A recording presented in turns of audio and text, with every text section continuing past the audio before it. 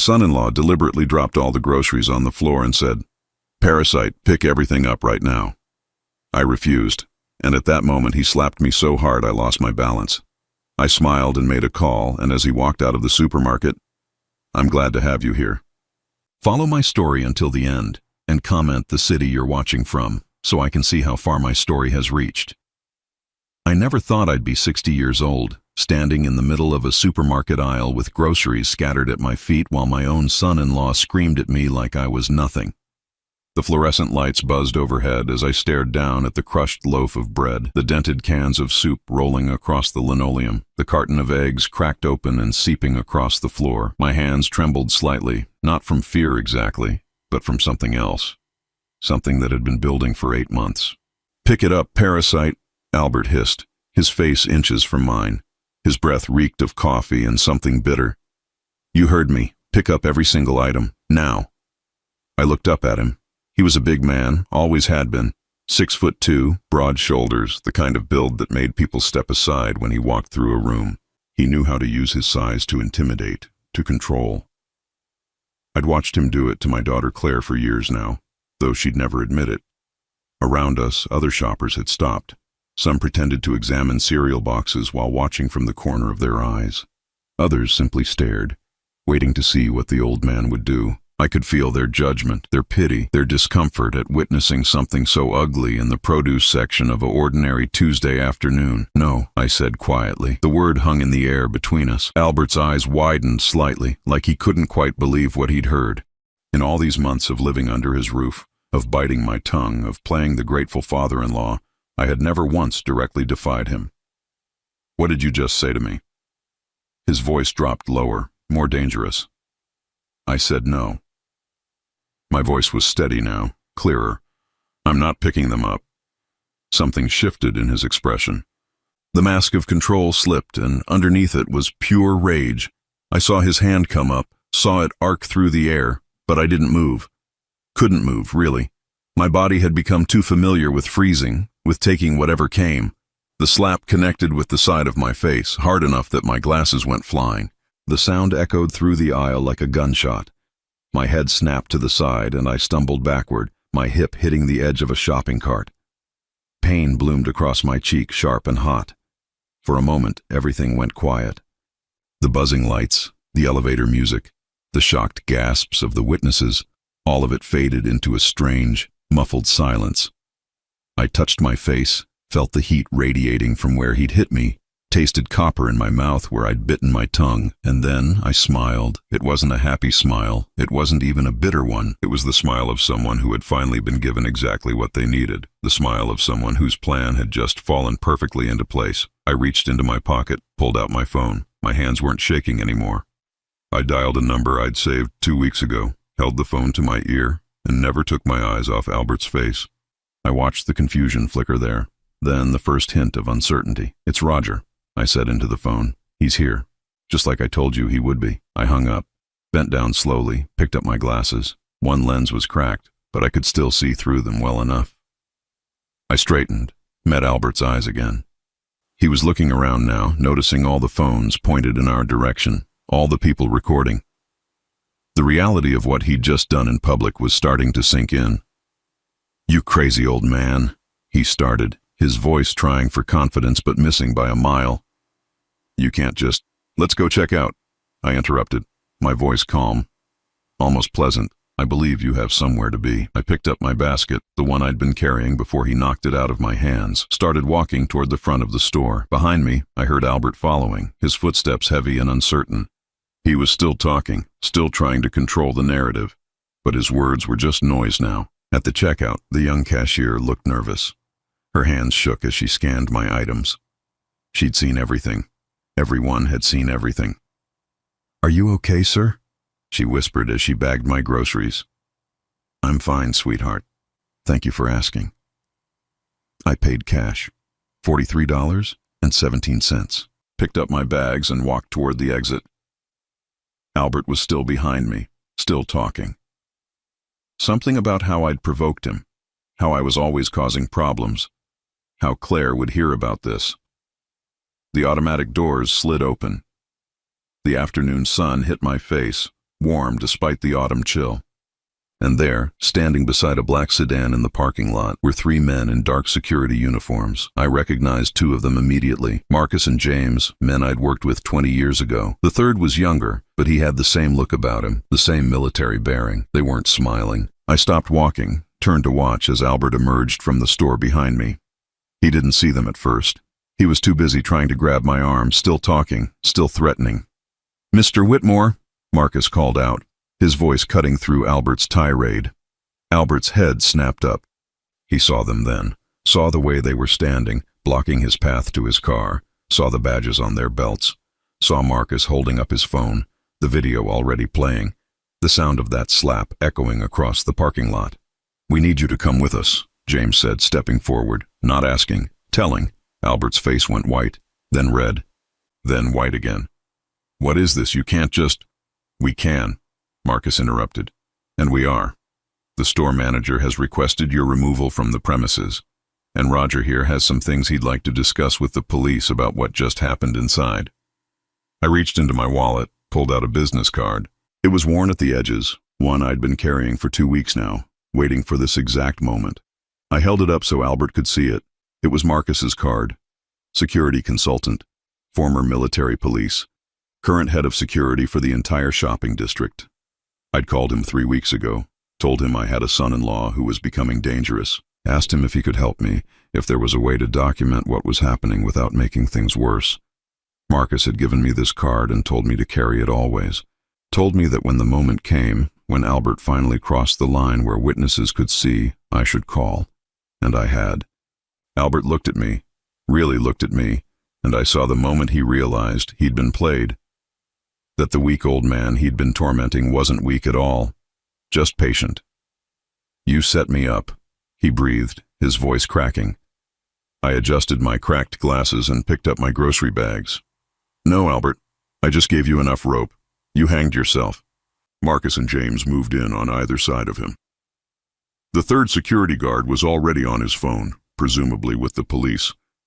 Other shoppers had gathered at a safe distance, still filming, still watching.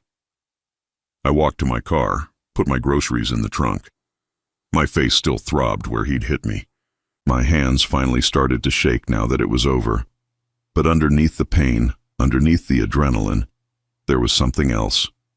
Relief. Because this wasn't just about today. This was about 8 months of careful planning, of documenting, of waiting for Albert to reveal exactly who he was in a way that no one could deny. This was about protecting my daughter, even if she didn't know she needed protecting yet. I got in my car, sat behind the wheel, and watched through my rearview mirror as the police arrived. Watched as they talked to Marcus, to James, to the witnesses. Watched as Albert gestured wildly, trying to explain, trying to justify. My phone buzzed. A text from Claire. "Where are you? Albert said you had an episode at the store?" I stared at the message. Of course he'd already called her. Of course he'd already started spinning his version of events. That was always his way. I typed back, "Come to the police station on 5th Street. We need to talk. All of us." Then I started my engine and drove away, leaving Albert in the parking lot with his excuses and his rage, and the beginning of consequences he never saw coming. The game had finally begun. 8 months ago, I'd been living in the house Martha and I built together. The one where we raised Claire, where we celebrated birthdays and Christmases, where we grew old together until the cancer took her away from me. 2 years of widowhood had taught me that grief doesn't follow a schedule. Some days I could breathe, other days. The silence of that empty house pressed down on me until I thought I might suffocate in it. I'd wake up reaching for Martha, forgetting for those first few seconds that she was gone, and then remembering would hit me all over again like a fresh wound. Claire called me every day those first few months. She'd check in, make sure I was eating, try to coax me out of the house. She meant well. She always meant well. But I could hear the worry in her voice, the way it got higher when she asked if I was taking care of myself. I knew she was talking to Albert about me, discussing what to do about Dad. The fall happened on a Tuesday. I was carrying laundry down to the basement. Wasn't paying attention, missed a step. Next thing I knew, I was lying at the bottom of the stairs, my hips screaming in pain, unable to move. I laid there for 3 hours before Claire came by for her weekly visit and found me. The hospital, the surgery, the recovery, it all happened so fast. The doctors said I'd heal fine, but I'd need help for a while. Couldn't live alone, they said. Not safely. Not yet. Claire sat beside my hospital bed, holding my hand, and said the words I'd been dreading. Dad, come live with us, just until you're back on your feet. Albert and I have plenty of room. I should have said no. Every instinct I had screamed at me to refuse, to figure something else out, but she looked so hopeful, so determined to take care of me the way I'd taken care of her all those years, and I was tired, so tired. Okay, I said, just until I'm better. That was my first mistake. The first few weeks at their house were fine. Claire fussed over me, made sure I had everything I needed. Albert was cordial. He'd ask about my day, help me up the stairs to the guest room they'd set up for me. He even joked about having a built-in babysitter once they had kids. But then I mentioned the land. Martha's parents had left her 40 acres up in Montana, wild land bordering national forest. We'd always meant to build a cabin there, spend our retirement hiking and watching elk, but we never got the chance. The land just sat there, beautiful and untouched, waiting for a future that would never come. I was sitting at their kitchen table going through some paperwork my lawyer had sent over, when Albert asked what I was looking at. Just estate stuff, I said. My lawyer thinks I should consider selling Martha's land. Says it's worth quite a bit now. Some developer wants to buy it, put in luxury cabins, offering $180,000. I watched Albert's face change. It was subtle, just a flicker of something behind his eyes. Interest, calculation, the way a shark might look at blood in the water. That's a lot of money, Roger, he said, sitting down across from me. You thinking about it? I don't know. Feels wrong somehow, selling the last piece of Martha. He nodded sympathetically, but that look stayed in his eyes. Well, you've got time to decide. No rush. But there was a rush. I just didn't know it yet. Within a week, things started changing. Small things at first. Albert began answering my phone when I wasn't in the room, taking messages that never got passed along. My mail started arriving opened. He'd explain it away, say he thought it was a bill that needed immediate attention, that he was just trying to help. Then my friend stopped calling. My weekly poker game with the guys from the Veterans Hall canceled. Sunday dinners with my sister Ruth, somehow always conflicting with something Albert and Claire had planned. I started feeling like a ghost in their house, invisible unless they needed something. One morning, about 3 months in, I came downstairs to find Albert at the kitchen table with a stack of papers. Claire was already at work. She'd taken on extra shifts at the hospital, said they needed the money. I'd find out later why they needed it so badly. Morning, Roger, Albert said too cheerfully. I've been looking at your finances. You know, trying to help you stay organized. My finances, the ones I'd managed perfectly well for 40 years. I noticed you're still paying for that storage unit, the one with Martha's things. He pushed a paper across to me. It's costing you $120 a month. Don't you think it's time to let some of that stuff go? Maybe sell some of it? I stared at the storage receipt. That unit held Martha's art supplies, her mother's china, boxes of photographs. Our life together, packed away because I couldn't bear to look at it yet, but couldn't bear to lose it either. I'm not ready, I said quietly. Albert sighed like I was being unreasonable. Roger, you're burning through money on sentiment. That storage unit, the land taxes on the Montana property, your pension is good, but it's not unlimited. Maybe it's time to make some practical decisions. Practical decisions. That became his favorite phrase. Over the next few weeks, Albert inserted himself deeper into my life. He offered to help with my banking. Said it would be easier if we consolidated accounts, just temporarily. He suggested I give him power of attorney, just in case something happened, just to make Claire's life easier. I said no every time. And every time I did, he'd get a little colder, a little more distant. Then the bills started arriving. Late notices for utilities I thought Albert was paying. Collection calls for credit cards I'd never opened. Albert would intercept them, explain them away. Must be identity theft, he'd say. These things happen to elderly people all the time. Don't worry, I'll handle it. But I started keeping my own records, writing down every conversation, every strange occurrence. Martha always said I had a cop's mind, always looking for patterns, and I was seeing one now. The real shift happened 4 months in. I overheard Albert on the phone in his study. The door was cracked, and I was walking past on my way to the bathroom. Look, the old man isn't budging on the land, he was saying, his voice frustrated. I've tried everything. But once we get the power of attorney, it won't matter what he wants. Claire will sign whatever I need her to sign. She trusts me. My blood went cold. I stood there in the hallway, barely breathing. The Montana property is the key, he continued. 180 grand. That's just the starting offer. I've got other developers interested. Could go as high as 250, plus whatever's left in his accounts after we streamline things. I heard him laugh then, a sound with no warmth in it. Roger's not going to be a problem much longer. Claire's already talking about memory care facilities. A few more incidents, a few more doctor's appointments where he seems confused, and we'll have everything we need. His pension, the land, all of it. The old bastard should have stayed in his own house. I walked away as quietly as I could, my heart hammering. Made it to the bathroom, closed the door, sat on the edge of the tub. My hands were shaking so badly I had to clasp them together. He was planning to steal everything, not just the land, not just money, my autonomy, my dignity, my relationship with my daughter. He was going to make me disappear, piece by piece, until there was nothing left but a confused old man no one would believe. And he was using Claire to do it. That night, I couldn't sleep. I laid in the guest room bed, staring at the ceiling, listening to the house settle around me. I thought about Martha, about what she would say if she could see what was happening. She'd tell me to fight. She'd tell me to protect our daughter, even if it meant protecting her from her own choices. By morning, I'd made a decision. I wasn't going to confront Albert. I wasn't going to tell Claire, not yet. She was so deep in his manipulation, she wouldn't believe me. She'd think I was confused, paranoid, exactly what Albert was trying to convince her I was. No, I needed proof. Real, undeniable proof. And I needed a plan. I started small. Got a new phone, a prepaid one Albert didn't know about. Started documenting everything, times, dates, conversations. I recorded phone calls when I could. I kept copies of every bill, every bank statement, every piece of mail that came to the house. I reached out to old friends, the ones Albert had cut me off from. Marcus from the security firm, James from my army days, Ruth, my sister, who I hadn't spoken to in months. I told them what was happening. I asked for help.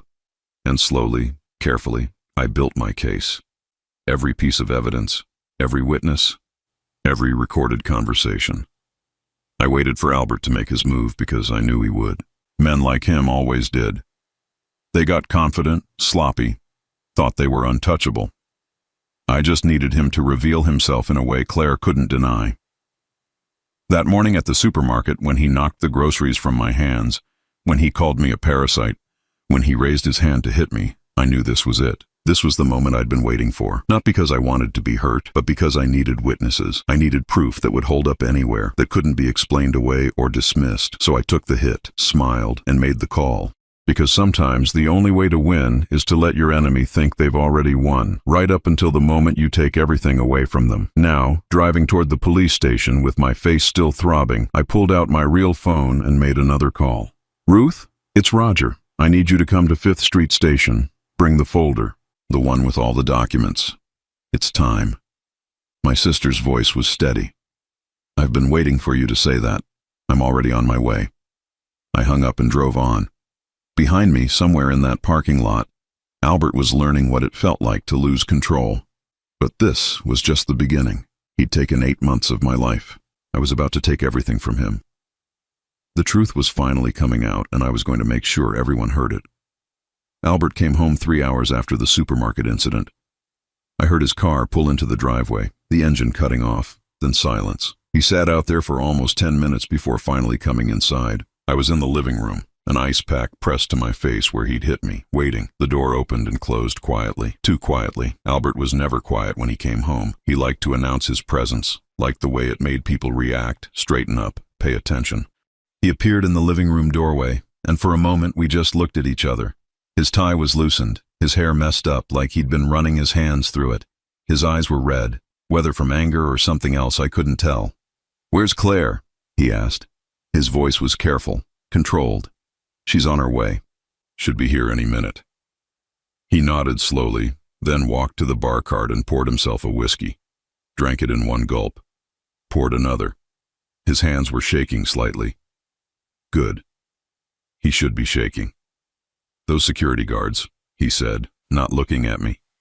"Friends of yours?" "Used to work with them, long time ago." And you just happened to call them right before I showed up at the store. No, Albert. I called them 3 weeks ago, told them I had a situation, asked them to keep an eye out. He turned then, and I saw the rage flickering behind his carefully maintained composure. You set me up. I documented your behavior. There's a difference.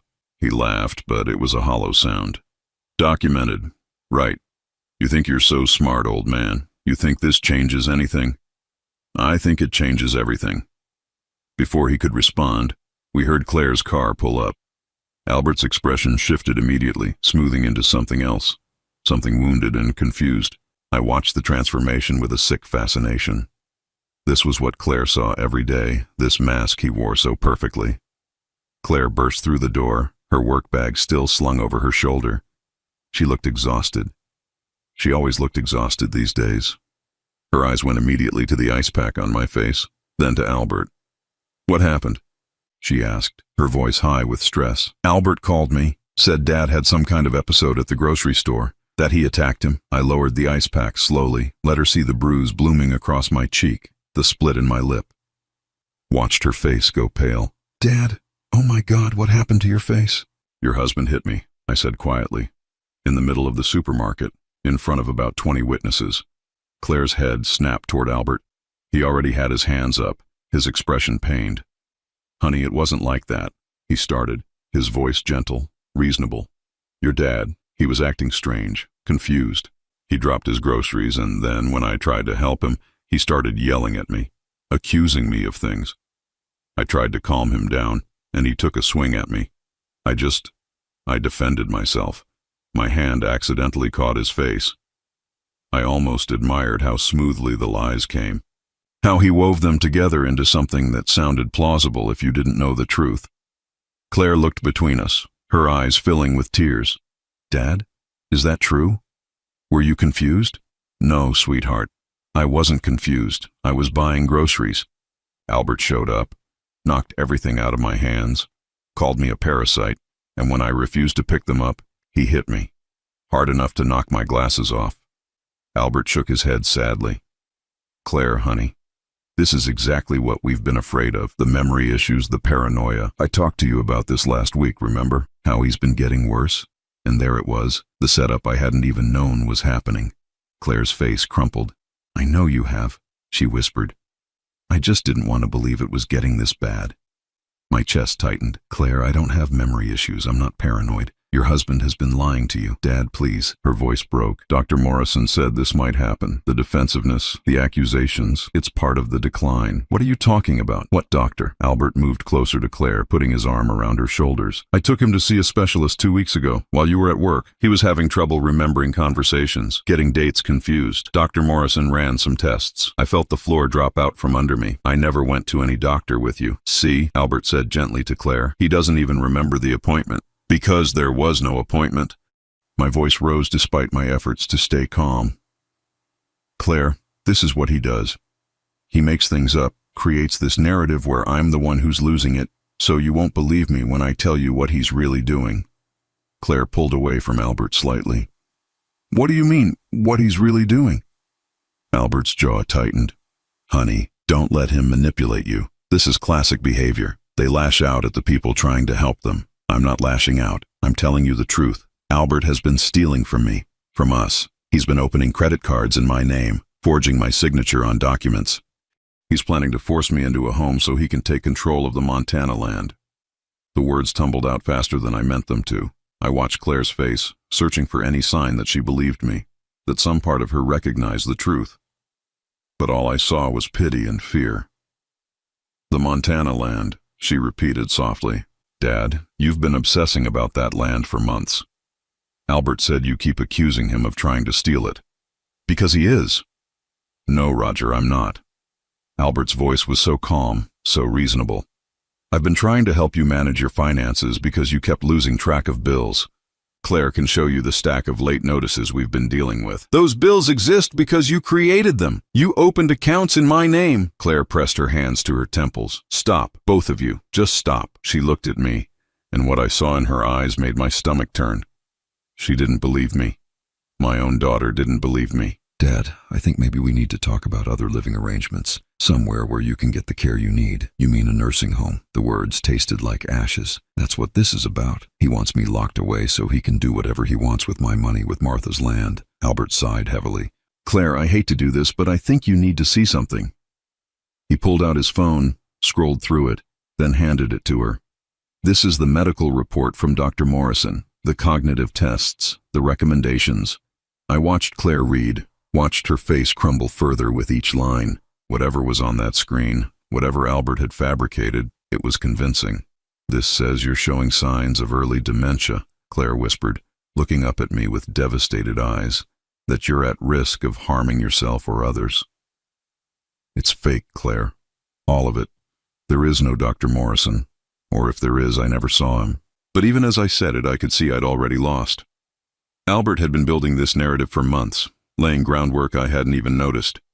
Every time he told Claire I was forgetful, every bill he said I'd forgotten to pay, every appointment he claimed I'd missed, it had all been leading to this moment. I think your father needs to rest, Albert said gently. This has been stressful for everyone. Claire, why don't you help him upstairs? I'll make some calls, see about getting him an evaluation at Memorial. They have an excellent psychiatric unit.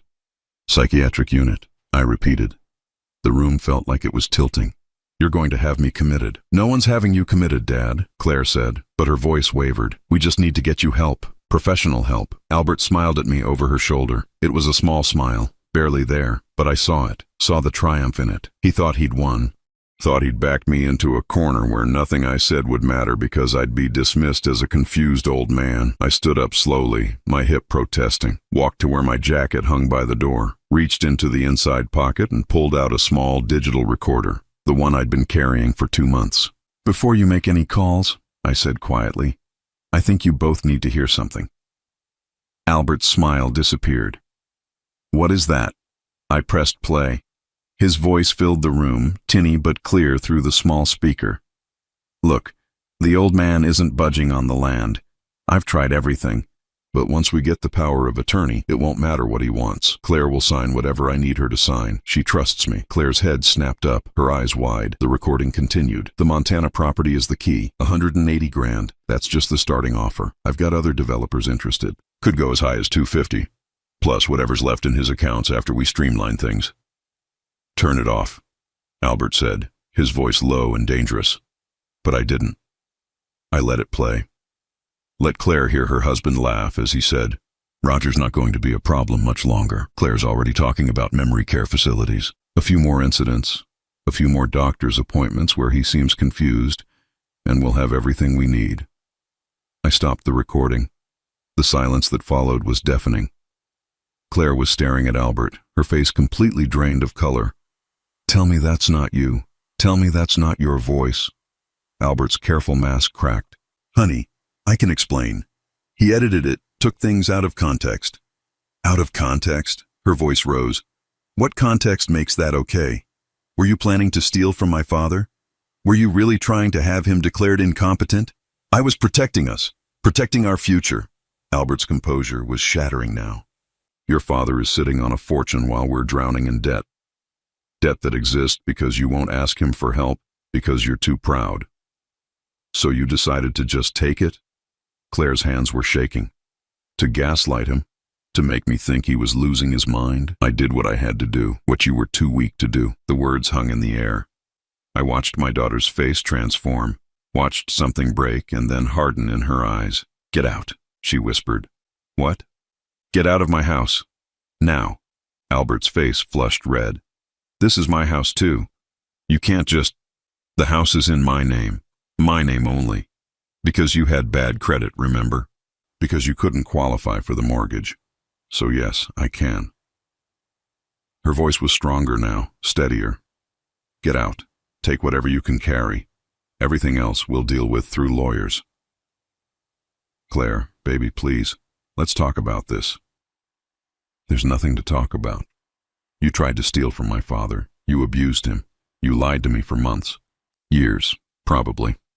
I want you out. I watched Albert realize he'd lost. Watched the anger and desperation war across his face. He looked at me, and the hatred in his eyes was pure and cold. This isn't over, old man. he hissed. Yes, I said quietly, it is. Albert grabbed his keys, his wallet, and stormed out. The door slammed behind him hard enough to rattle the windows. Then it was just Claire and me standing in the wreckage of her marriage and my near destruction. She turned to me, tears streaming down her face. Dad, I'm so sorry. I should have seen it. I should have believed you. I wanted to comfort her, to tell her it was okay, but it wasn't okay. And we both needed to face that truth before we could move forward. 3 days after Albert left, Claire sat at the kitchen table surrounded by papers, bank statements, credit card bills, loan documents. Her laptop was open, showing spreadsheet after spreadsheet. She'd barely slept, barely eaten, just sat there piecing together the full extent of Albert's deception. I made coffee, set a cup beside her. She didn't look up. Dad, she said finally, her voice hoarse. How much did you know? I sat down across from her. Not everything. Not until I started digging. She pointed at one of the statements. This credit card, it's in your name. $47,000 charged to it. Did you know about this one? No. This loan, $22,000. Your signature, but you didn't sign it, did you? No. She laughed, but it was a broken sound. He forged your signature on at least 11 different documents. Opened 6 credit cards in your name. Took out 3 loans using your information, and I didn't see any of it. I was living with him, sleeping next to him every night, and I didn't see it. He was careful, Claire. This kind of manipulation, it's calculated. He studied you, studied me, knew exactly what buttons to push. She dropped her head into her hands. I kept telling myself he was stressed, that work was hard, that he just needed support. Every time you tried to tell me something was wrong, he'd already planted the seed in my head that you were getting forgetful, that you were declining. And I believed him because it was easier than facing the truth. I reached across the table, covered her hand with mine. He's good at what he does. That's not your fault. But it is, Dad. I chose him over you. Every single time I chose to believe him instead of you. Before I could respond, my phone rang. Ruth's name flashed on the screen. I answered, putting it on speaker. Roger, it's done, Ruth said without preamble. I met with the lawyer. We've got everything organized. The recorded conversations, the forged documents, the financial records. It's airtight. Claire looked up, her eyes red and swollen. What's airtight? Ruth's voice softened slightly. Hi, Claire, honey. Your dad and I have been building a case against Albert for the last 2 months. We've got enough evidence to bury him. A case? What kind of case? I looked at my daughter. Identity theft, fraud, elder abuse, forgery. That's just the start. Ruth's lawyer thinks we could add coercion and financial exploitation. Claire stared at me. You've been planning this? For 2 months. I needed to protect you. Protect us both. I couldn't just accuse him without proof. You wouldn't have believed me. So you built a case, like you used to do. She let out a shaky breath. When you were in investigations, Ruth continued, the DA's office is interested, very interested. This kind of systematic elder abuse, it's something they want to prosecute, especially with the money involved. We're talking $70,000, maybe $80,000 in fraudulent charges and loans. That's serious prison time. Claire went even paler. Prison? He committed multiple felonies, Claire, Ruth said gently. This isn't just a domestic issue. He stole from your father. Repeatedly. Deliberately. The call ended with Ruth promising to send over the final documentation. Claire sat in silence, staring at the papers spread before her. I thought he loved me, she finally whispered. I really thought he did. Maybe he did, in his own way, but it wasn't healthy. It wasn't real. She picked up one of the credit card statements, studied it like she was trying to decode a foreign language. This charged $5,000 at a casino in Atlantic City. We've never been to Atlantic City. Or this one, $3,000 at some jewelry store. I never got any jewelry. I watched her connecting the dots, seeing the full picture of who Albert really was. It was painful to witness, like watching someone wake up from surgery and realize how badly they'd been hurt. There's more, I said quietly. Things I found out yesterday. She looked up at me, and I saw fear in her eyes. What else could there possibly be? I pulled out another folder, one I'd been keeping separate. Albert has another credit card, one that's actually in his name. I got a friend at the bank to pull the records, unofficial. The charges go back 3 years. What kind of charges? Hotels, restaurants, flowers, all in cities where he said he was traveling for work. I paused. Always for two people. The color drained from her face. He was cheating on me. I don't know for certain, but the pattern suggests it. She stood up abruptly, walked to the sink, braced herself against it. I could see her shoulders shaking. 3 years. While I was working double shifts to pay our bills that he created, he was spending money we didn't have on someone else. Claire.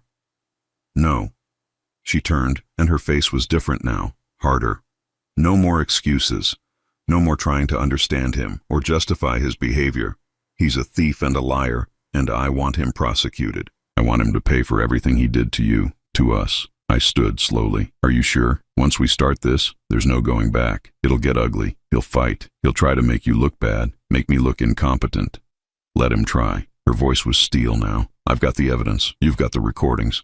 We've got witnesses from the supermarket. What's he got? Lies and a fake doctor's report. She was right. We did have everything we needed, but I needed her to understand the full scope of what was coming. There's something else you should know, I said carefully. The Montana land.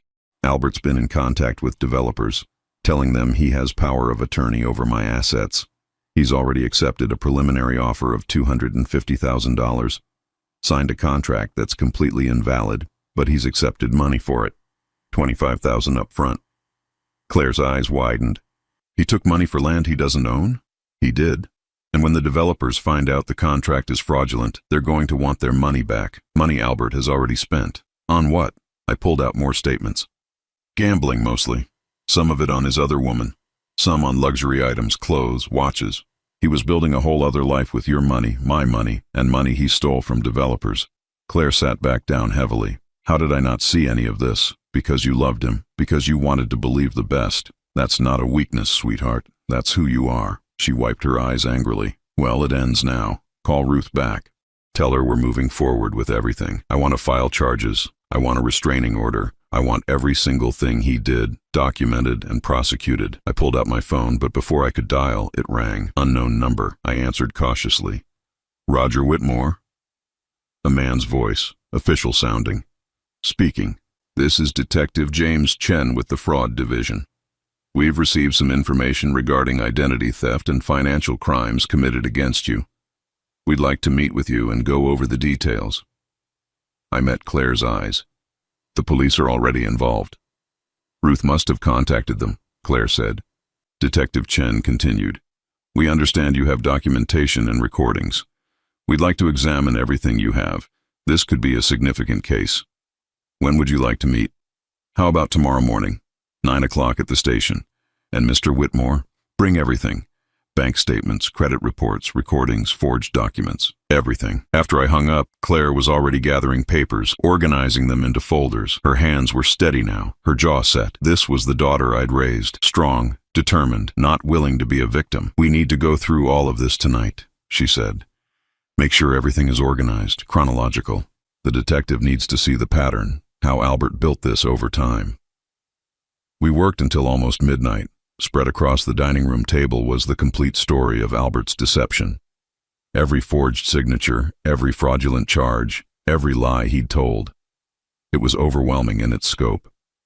Claire picked up the recording device, the one with Albert's voice admitting everything. Can I listen to it again? Claire, you don't need to torture yourself. Yes, I do. I need to hear it. Need to remember exactly who he is so I don't waver when this gets hard. I handed her the device. Watched her face as she listened to her husband plot against me, against her. Watched the last remnants of whatever love she'd felt for him die in her eyes. When it finished, she set it down carefully. Tomorrow, when we meet with the detective, I'm telling them everything. Every time Albert isolated you, every time he made me doubt you, every manipulation, all of it.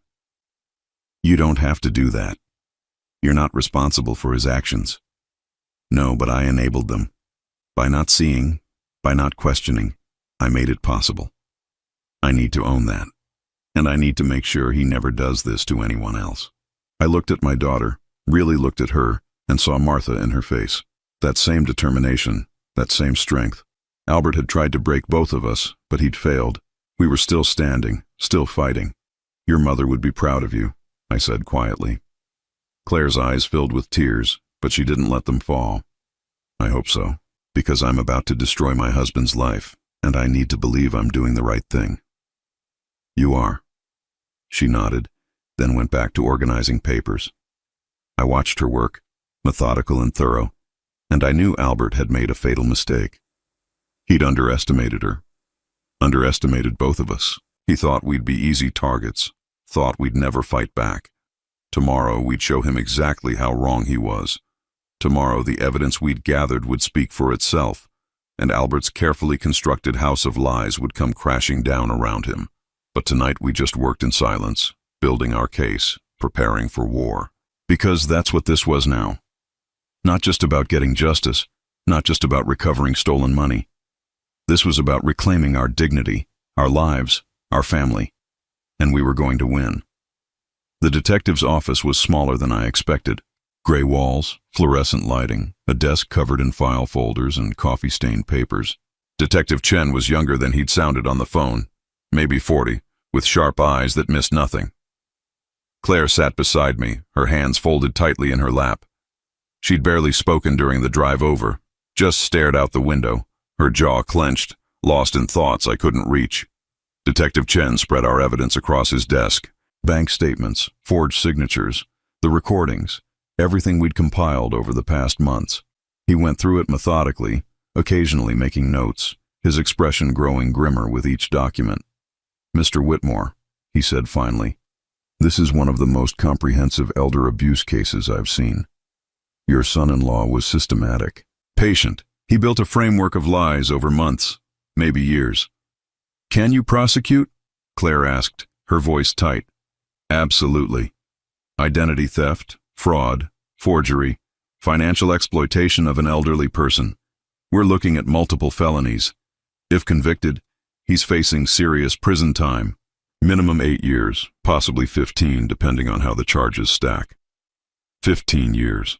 I watched Claire absorb that number, watched her realize that the man she'd married, the man she'd shared a life with, was going to prison. Not might go, was going. "There's something else," Detective Chen continued. "The developers he scammed with the fake land deal, they filed their own complaint. That's wire fraud on top of everything else. The FBI might get involved." Claire let out a slow breath. "Good." The detective looked at her carefully. "Mrs. Patterson, I need to ask you some questions. They might be difficult." "Go ahead.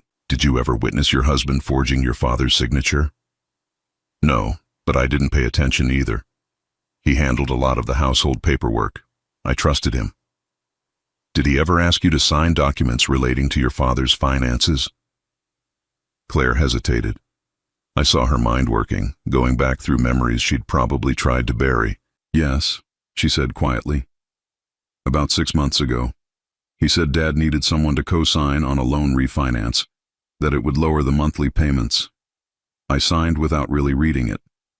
Detective Chen made a note. "Do you remember what bank?" "First National, I think." He pulled out one of the documents from our pile. "This one?" Claire looked at it and I watched her face crumble. "That's not a refinance. That's a new loan. For $30,000. Your signature gave it legitimacy, made the bank less likely to question it." "Oh God." She pressed her hands to her face. "I helped him steal from my own father." "Claire," I started, but Detective Chen cut me off gently. "Mrs. Patterson, you were a victim of manipulation. Your husband used your trust, your love, to commit fraud. That's on him, not you." But I could see she didn't believe it, could see the guilt settling over her like a shroud. The detective continued asking questions, building his case. How long had I lived with them? When did I first notice problems? Did I have documentation of everything Albert had taken? The questioning went on for over 2 hours. Finally, Detective Chen closed his notebook. "I have enough to move forward. I'll be getting a warrant for Albert Patterson's arrest, probably by end of day tomorrow." "That fast?" Claire looked up, startled. "The evidence is solid, and given the amounts involved and the fact that he's already spent money from the fraudulent land deal, he's a flight risk. We need to move quickly." We stood to leave. As we reached the door, Detective Chen called out, "Mrs. Patterson, one more thing. Your husband will likely try to contact you. Try to convince you to drop the charges, or to paint himself as the victim. Don't engage. Document everything, but don't respond." Claire nodded, but I could see her hands shaking as we walked out. In the car, she finally broke down. Deep, wrenching sobs that shook her whole body. I pulled over into a parking lot, let her cry. There was nothing I could say that would make this better. She'd married a monster, and now she had to live with that knowledge. I loved him, Dad, she choked out between sobs. I really loved him. How could I love someone who could do this? Love doesn't come with a manual, sweetheart. You loved who you thought he was. That person was worth loving, but he wasn't real. I keep thinking about all the signs I missed, all the times you tried to tell me something was wrong and I dismissed you. I chose him over you, over and over again. You were being manipulated. He's had years to perfect this. She wiped her eyes roughly. That doesn't make it okay. I should have protected you. You're my father. You raised me alone after Mom died, worked 2 jobs to put me through college, and when you needed me, I failed you. You didn't fail me. You're here now. That's what matters. But even as I said it, I could see the guilt eating at her. This was going to be a long road back for both of us. My phone rang. Ruth's name flashed on the screen. Roger, you need to come to the house. Albert's here. My blood went cold. What do you mean he's there? He showed up 20 minutes ago, demanding to talk to Claire.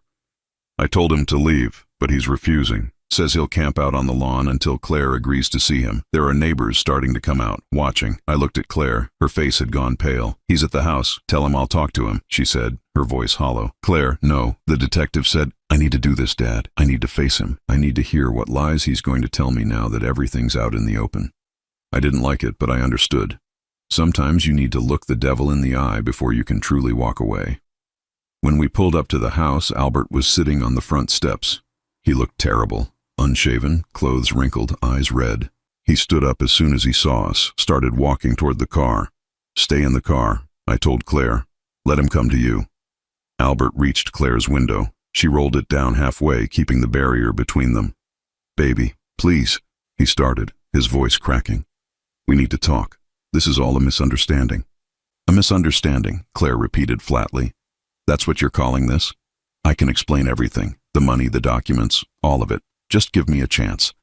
Explain how you forged my father's signature, how you opened credit cards in his name, how you tried to sell land you don't own. Albert's jaw tightened. I did it for us, for our future.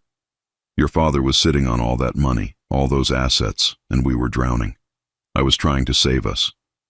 By stealing, by lying, by trying to have my father declared incompetent. He is incompetent. He's old, Claire. He's not thinking clearly.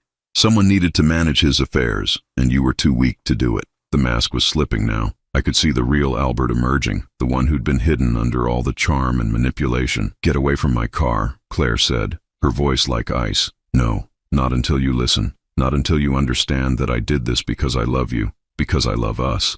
Your father has poisoned you against me, but baby, we can fix this. We can work through this. The police are getting a warrant for your arrest. Did you know that? Albert's face went white, then red. You called the police? My father called them, with evidence, recordings, documents, witnesses. Everything you did, it's all there. And they're coming for you, probably tomorrow. He stepped back from the car, his expression twisting. You bitch. You ungrateful bitch. After everything I've done for you, this is how you repay me? Everything you've done? You stole from my father.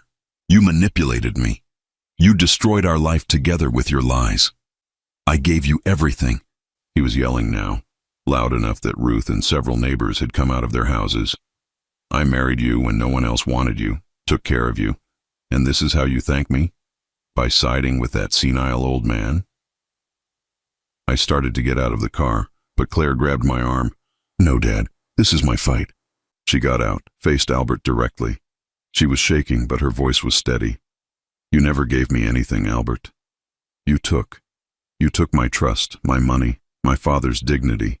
You took years of my life and filled them with lies. But you can't take any more, because I see you now. I see exactly what you are. Albert lunged forward, and for a moment I thought he was going to hit her. But Ruth was there, stepping between them, her phone already out and recording. That's close enough, Ruth said firmly. You've got 5 seconds to get off this property before I call the police myself.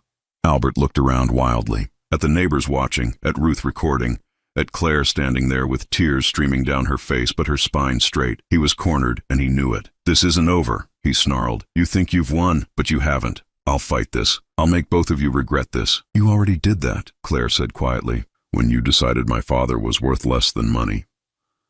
Albert stared at her for a long moment, then turned and walked to his car, peeled out of the driveway with a screech of tires. The neighbors slowly dispersed, whispering among themselves. Claire stood in the middle of the lawn, watching him drive away. Then her legs gave out. I caught her before she hit the ground, held her while she sobbed against my shoulder. It's over, I murmured. It's finally over. But even as I said it, I knew it wasn't true. The legal battle was just beginning. The emotional aftermath would take years to process. Claire's trust was shattered, not just in Albert, but in her own judgment. Ruth helped me get Claire inside, settled her on the couch, made tea that none of us drank. We just sat there in silence, the three of us, survivors of a war we'd never wanted to fight. The detective was right, Ruth said finally. Albert's going to fight this. He's going to try to drag you both through the mud, make you look like the villains. Let him try, Claire said, her voice empty. I've got nothing left to lose. He already took everything. But that wasn't quite true. She still had me. She still had Ruth. She still had a chance to rebuild, to recover. It would take time, would take work, but it was possible. I just hoped she could see that, hoped she wouldn't let Albert's final act of cruelty be convincing her that she deserved this pain. Outside, the sun was setting, another day ending, another one beginning, and somewhere out there, Albert was planning his next move, his next manipulation, but this time, we'd be ready. 6 months later, I stood in the doorway of my new apartment, watching the morning light filter through the windows. It was small, just a one-bedroom on the 3rd floor of a building near the park, but it was mine. My name on the lease, my furniture, my life. The Montana land was still mine too. The developers had backed out once they learned about the fraud, demanded their $25,000 back. Albert didn't have it, of course. That became another charge, another count of theft. The property sat untouched, waiting. Maybe someday I'd build that cabin Martha and I had dreamed about. Maybe I'd just leave it wild. Either way, the choice was mine to make. My phone rang. Claire's name appeared on the screen, and I felt the familiar flutter of uncertainty that came with every call now.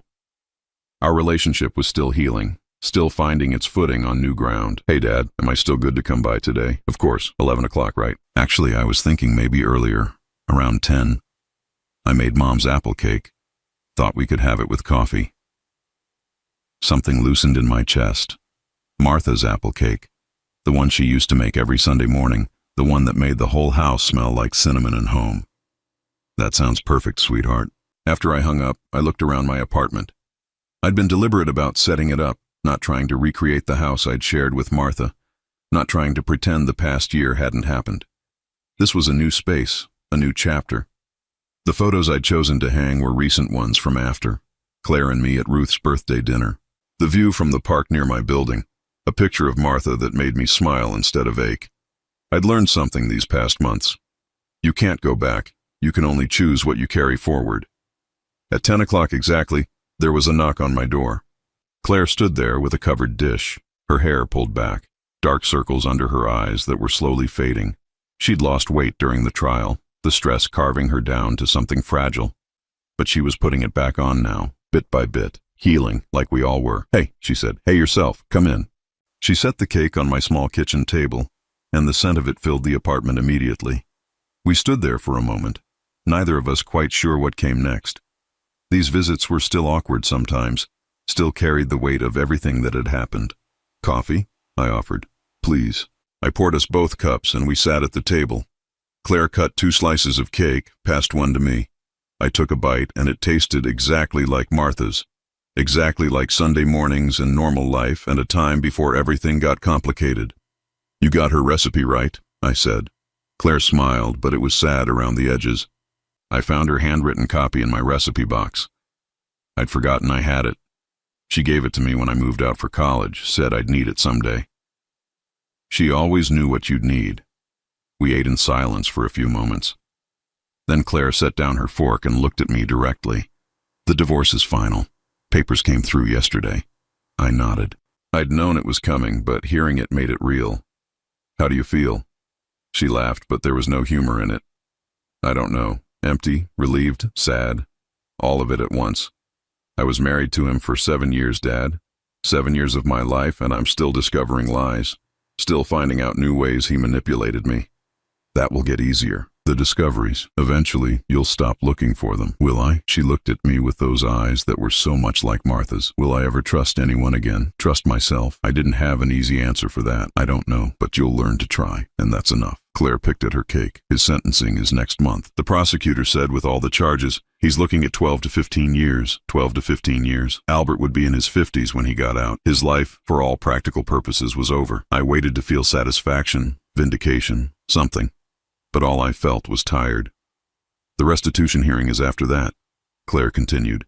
They're making him pay back everything he stole, plus damages. Not that he has any money to pay with. I guess they'll garnish whatever he makes in prison, but that won't be much. I'm not worried about the money, I know, but I am. It was my money too, Dad. Money I earned that he spent on God knows what. That $30,000 loan I co-signed, I'm liable for it. The bank is coming after me. I'd known this was coming too. Had talked to my lawyer about it. We'll figure it out, Claire. You're not going to lose your house. I can't keep taking from you. That's what started this whole mess. Albert thinking he was entitled to your money. You're not taking. I'm giving. There's a difference. But I could see she didn't fully believe it. The guilt was still there, sitting on her shoulders like a weight she couldn't put down. I've been going to therapy, she said after a moment. Twice a week. Dr. Richardson, she specializes in abuse survivors. She says what Albert did. The gaslighting, the financial abuse, the isolation. It's all textbook. She says I need to stop blaming myself for not seeing it. She's right. But I was so stupid, Dad. So blind. How did I not see what he was doing to you? To me? I reached across the table, covered her hand with mine. Because love makes us vulnerable. Because you wanted to believe in your marriage. That's not stupidity. That's being human. Tears welled up in her eyes. I failed you. When you needed me most, I chose him. And when you realized the truth, you chose right. That's what matters. She pulled her hand back, wiped at her eyes angrily. Does it? Does it matter when the damage is already done? We lost months, Dad. Months where our relationship was poisoned because I believed his lies over your truth. We're here now, aren't we? Eating your mother's cake, talking.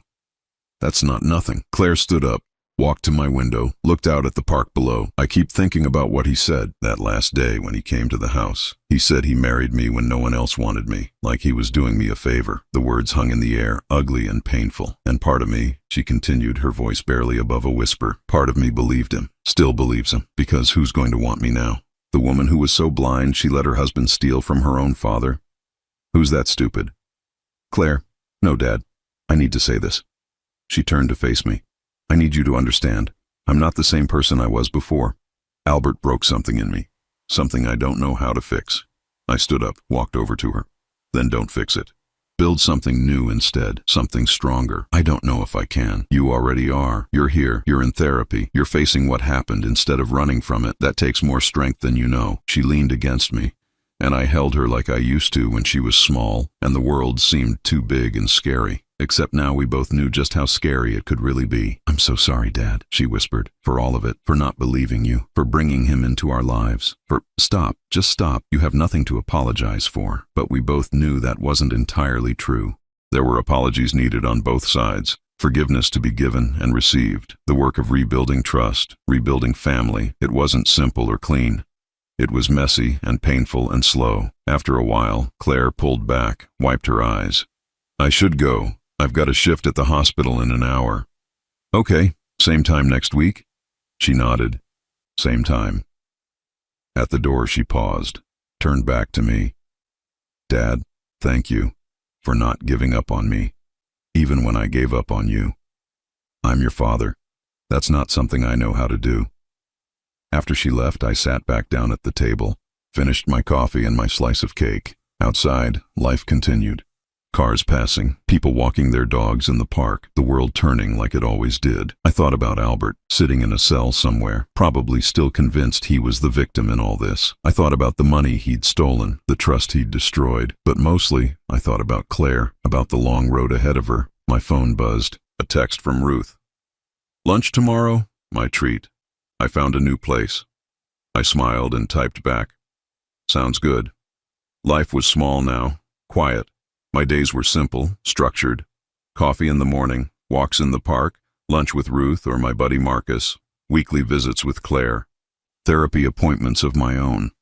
Because I'd learned that surviving trauma didn't mean you were healed from it. But it was enough.